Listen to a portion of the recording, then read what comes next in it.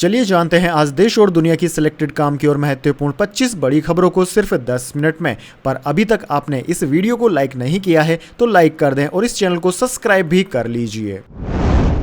Social media में मोदी पर भारी है राहुल गांधी, लाइक्स दुगने, शेयरिंग 3 गुने, व्यूज 21 करोड़ ज्यादा, 50 दिनों की यह कहानी। जी हां दोस्तों, फेसबुक, इंस्टाग्राम और यूट्यूब पर नरेंद्र मोदी दुनिया में सबसे ज्यादा फॉलो किए जाने वाले राजनेता हैं। लेकिन दोस्तों व्यूज, लाइक्स के मामले में वे राहुल गांधी से काफी पिछड़ते हुए दिखाई दे रहे हैं। बात करें सोशल मीडिया प्लेटफॉर्म्स के टोटल लाइक व्यूज की तो दोस्तों यहाँ पर सोशल मीडिया पर राहुल गांधी की फैन फॉलोइंग जबरदस्त है। युवाओं में राहुल गांधी सबसे ज्यादा पॉपुलर दिख रहे हैं। राहुल गांधी के हर वीडियो पर लाखों व्यूज आते हैं। खासकर नरेंद्र मोदी की वीडियो से तो कई ज्यादा लाइक और व्यूज आते हैं। इससे यह पता चलता है कि सोशल मीडिया पर नरेंद्र मोदी से ज्यादा राहुल गांधी पॉपुलर फिलहाल हो रहे हैं। चलिए दोस्तों जान लेते हैं इसके बाद अगली बड़ी खबर। दिल्ली में 1 जून को होने वाली इंडिया ब्लॉक की मीटिंग में शामिल नहीं होगी टीएमसी, ममता ने बताई यह वजह। जी हां दोस्तों, तृणमूल कांग्रेस 1 जून 2024 को होने वाली इंडिया गठबंधन की बैठक में शामिल नहीं होंगी। सूत्रों के मुताबिक टीएमसी ने इसकी वजह भी बताई है। सामने आया है कि मीटिंग वाले दिन ही लोकसभा चुनाव के 7वें और अंतिम चरण का मतदान है, जिसको देखते हुए पार्टी के प्रमुख नेता व्यस्त रहेंगे। सूत्रों के मुताबिक कांग्रेस अध्यक्ष मल्लिकार्जुन खड़गे ने 1 जून की दोपहर को इंडिया गठबंधन के घटक दलों के नेताओं की बैठक बुलाई है। टीएमसी के सूत्रों ने कहा है कि बैठक वाले दिन पश्चिम बंगाल में 9 सीटों पर मतदान होगा, जिसमें कोलकाता की 2 सीट, कोलकाता दक्षिण और कोलकाता उत्तर भी शामिल है, जो पार्टी के लिए महत्वपूर्ण है। चलिए दोस्तों जान लेते हैं इसके बाद अगली बड़ी खबर। 5 जुलाई को आपके बैंक अकाउंट में आ जाएंगे 8,500 रुपए, राहुल गांधी ने बता दी पहली किस्त की तारीख।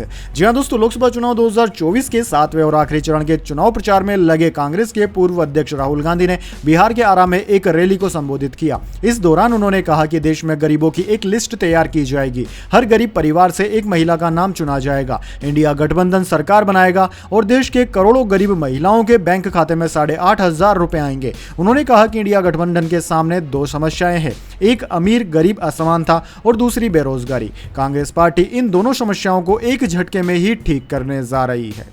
चलिए दोस्तों जान लेते हैं इसके बाद अगली खबर। बंगाल में 135 किलोमीटर प्रति की रफ्तार से तूफान रेमल का हुआ लैंडफॉल, पेड़ खंबे उखड़े, 2 लोगों की मौत। कोलकाता एयरपोर्ट पर 21 घंटे बाद उड़ानें हुई शुरू।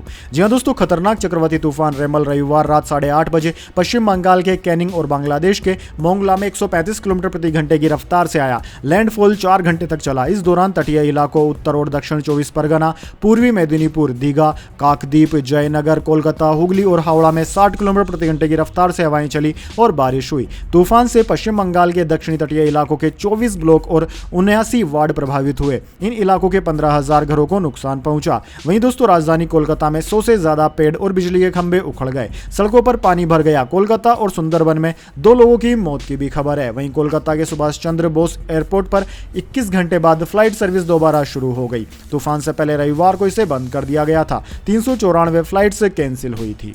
चलिए दोस्तों जान लेते हैं इसके बाद अगली खबर। केजरीवाल की सुप्रीम कोर्ट से अपील, जमानत 7 दिन बढ़ाएं। आम आदमी पार्टी बोली सीएम का वजन 7 किलो घटा, कीटोन लेवल बढ़ा, गंभीर बीमारी के हैं संकेत। जी हां दोस्तों, दिल्ली शराब नीति घोटाला केस में जमानत पर चल रहे मुख्यमंत्री अरविंद केजरीवाल ने सुप्रीम कोर्ट में नई याचिका लगाई। इसमें उन्होंने मेडिकल कंडीशन के आधार पर जमानत को 7 दिन और बढ़ाने की मांग की है। केजरीवाल को ईडी ने 21 मार्च को गिरफ्तार किया था। केजरीवाल की 21 दिन की जमानत 1 जून को खत्म हो रही है। आम आदमी पार्टी के मुताबिक गिरफ्तारी के बाद केजरीवाल का वजन 7 किलो कम हो गया है और उनका कीटोन लेवल भी हाई है, जो किसी गंभीर बीमारी का संकेत हो सकता है। ईडी के केस में जेल जाने के 50 दिन बाद सुप्रीम कोर्ट ने जमानत दी थी। केजरीवाल को 10 मई को दिल्ली की तिहाड़ जेल से रिहा कर दिया गया था। चलिए दोस्तों जान लेते हैं अगली खबर।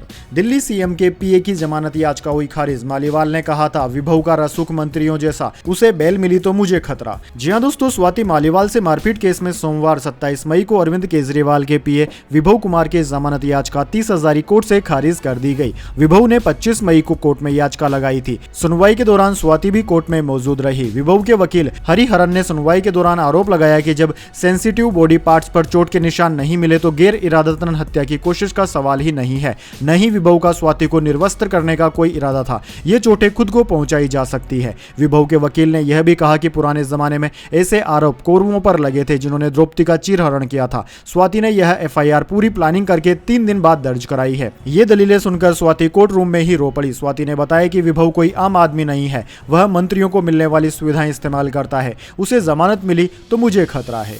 चलिए दोस्तों जान लेते हैं इसके बाद अगली खबर। भाई बहन पर नहीं फूटेगा ठीकरा, खड़गे साहब आपकी नौकरी जाने वाली है। अमित शाह ने बताया चुनाव के बाद कांग्रेस क्या करेगी। जी हां दोस्तों, उत्तर प्रदेश के कुशीनगर लोकसभा सीट पर जनसभा को संबोधित करते हुए केंद्रीय गृह मंत्री अमित शाह ने कांग्रेस पर निशाना साधा। उन्होंने कहा कि 4 जून को एनडीए की जीत निश्चित है और उसी दिन राहुल गांधी की टीम एक प्रेस कॉन्फ्रेंस करेगी और अपनी हार के लिए ईवीएम को दोष देना शुरू कर देगी। अमित शाह ने आगे कहा कि मल्लिकार्जुन खड़गे को यह समझने की जरूरत है कि इन भाई बहनों को दोषी नहीं ठहराया जाएगा। जनसभा को संबोधित करते हुए गृह मंत्री अमित शाह ने कहा कि कांग्रेस अध्यक्ष मल्लिकार्जुन खड़गे को लोकसभा चुनाव में हुए नुकसान के लिए दोषी ठहराया जाएगा। चलिए दोस्तों जान लेते हैं इसके बाद अगली बड़ी खबर। पुणे पोर्स कार केस, नाबालिग के पिता ने ब्लड सैंपल बदलवाया, शराब की बात छिपाने के लिए घूस दी, सैंपल डस्टबिन में फेंकवाया, डॉक्टरों समेत 3 हुए गिरफ्तार। जी हां दोस्तों, पुणे पोर्स एक्सीडेंट केस में सोमवार को सुबह क्राइम ब्रांच ने 2 डॉक्टर्स समेत 3 को गिरफ्तार कर लिया। पुलिस ने बताया कि अरेस्ट किए गए ससून जनरल हॉस्पिटल के फोरेंसिक डिपार्टमेंट के हेड डॉक्टर अजय तावरे और डॉक्टर श्रीहरि हेलनोर पर नाबालिग आरोपी का ब्लड सैंपल बदलने का आरोप लगा है।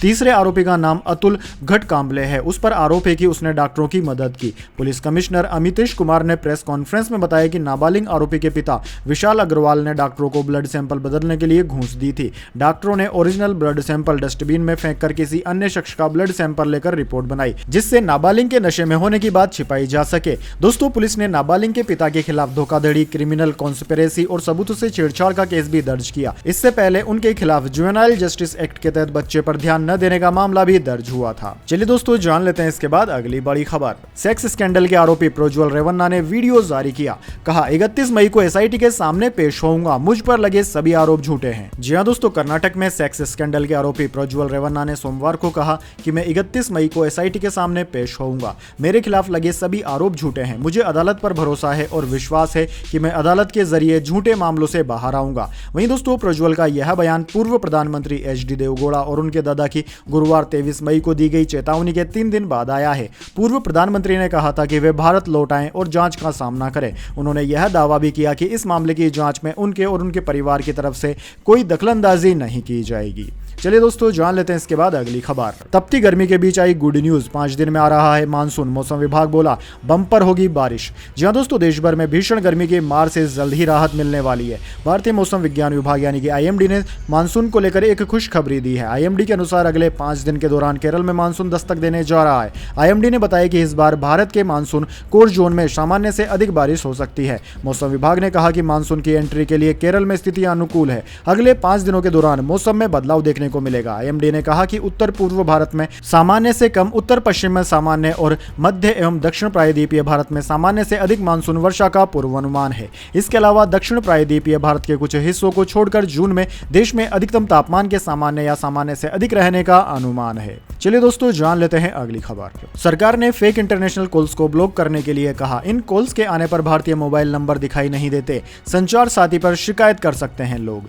जी हां दोस्तों, सरकार ने टेलीकॉम ऑपरेटर्स को उन सभी फेक इंटरनेशनल कॉल्स को ब्लॉक करने का निर्देश दिया है जो कॉल आने पर भारतीय नंबर दिखाई नहीं देते हैं। डिपार्टमेंट ऑफ टेलीकॉम यानी कि डॉट को इससे जुड़ी शिकायतें मिल रही थी। इन कॉल्स के जरिए लोगों के साथ साइबर क्राइम और फाइनेंशियल फ्रॉड किया जा रहा था। इन कॉल्स का इस्तेमाल fake digital arrest, FedEx scam, courier में ड्रग्स या नशीले पदार्थ, खुद को सरकारी और पुलिस अधिकारी बताना, ट्राई या टेलीकॉम डिपार्टमेंट अधिकारी होने का दिखावा करके मोबाइल नंबर बंद करने की धमकी देना सहित अन्य कामों के लिए किया जाता था। बयान में कहा गया है कि डॉट और टेलीकॉम सर्विस प्रोवाइडर टीएसपी ने साथ मिलकर किसी भी भारतीय टेलीकॉम कस्टमर्स तक पहुंचने वाले इंटरनेशनल फेक कॉल्स को पहचान करने और उन्हें ब्लॉक करने में मदद करने के लिए एक सिस्टम तैयार किया है। चलिए दोस्तों जान लेते हैं अगली खबर। येदियुरप्पा पर एफआईआर करने वाली महिला की हुई मौत, कैंसर का इलाज नहीं मिला। कर्नाटक पूर्व सीएम पर बेटी से यौन शोषण का आरोप लगाया था। जी हां दोस्तों, कर्नाटक के पूर्व मुख्यमंत्री और सीनियर बीजेपी नेता बीएस येदियुरप्पा पर 15 मार्च को पॉक्सको एक्ट के तहत एफआईआर दर्ज हुई थी। यह एफआईआर दर्ज कराने वाली महिला की 26 मई को मौत हो गई। वह लंग कैंसर की मरीज थी। हिंदू की एक रिपोर्ट के मुताबिक महिला रविवार की रात हुली माऊ के हॉस्पिटल में पहुंची थी। 53 साल की इस महिला को सांस लेने में दिक्कत हो रही थी, लेकिन इलाज नहीं मिलने के चलते उसने दम तोड़ दिया। चलिए दोस्तों जान लेते हैं अगली बड़ी खबर।